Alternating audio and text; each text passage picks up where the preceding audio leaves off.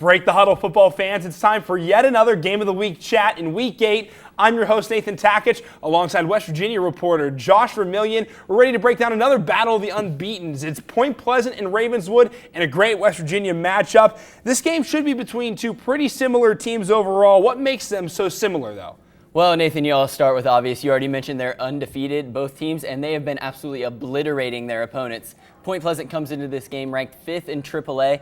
They've scored 370 points through 7 games, while Ravenswood, they're 4th in AA, and they've scored 309 points through just 6 games. So, obviously both of these teams can put a ton of points on the board, and it all starts with their run games. Well, similarities all over the place, but, there's got to be somewhere where they're different. What's the separating factor between these two teams? Well, both teams are pretty similar on the offensive side of the ball, especially on paper. So when it comes down to it, it's going to be on the defensive side.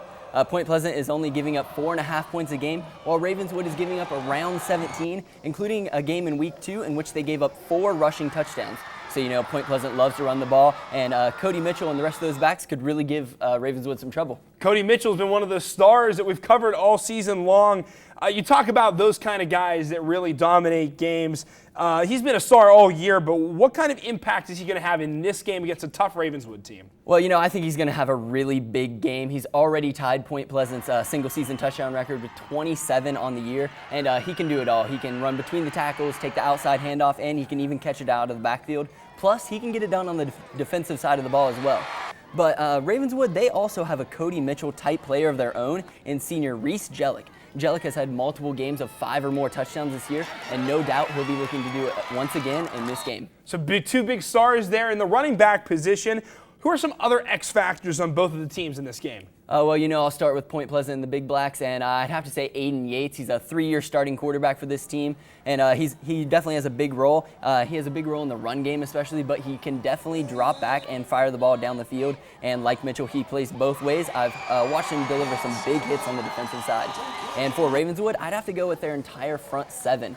The Big Blacks, their offense all develops around the run game, and so Ravenswood is really going to have to control the line of scrimmage if they want to stop an offense that puts up around 53 points a game. Definitely going to be decided, at least in some level, up front defensively. Should be an exciting game, but throw all the preview stuff out the window. It's time to do what we always do here on the Game of the Week chat. It's time to give me a prediction, Josh. Who's going to win this game? What's the score going to be?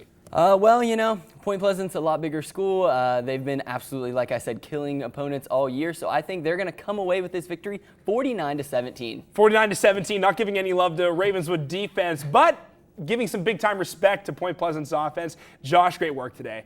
Gridiron fans, if you want to check out this game, we have it and plenty more Friday night at 11:30 on our show. You can join me and the rest of our crew for a great night of Friday night action. You can also check us out on the web in the meantime at woub.org/sports/gridiron and on social media. We're at Facebook and Twitter at Gridiron Glory, as well on Instagram at WOUB Sports. That's it from us in Studio A for tonight. For Josh Vermillion, I'm Nathan Takitch, reminding you there's nothing better than Friday nights and Gridiron Glory.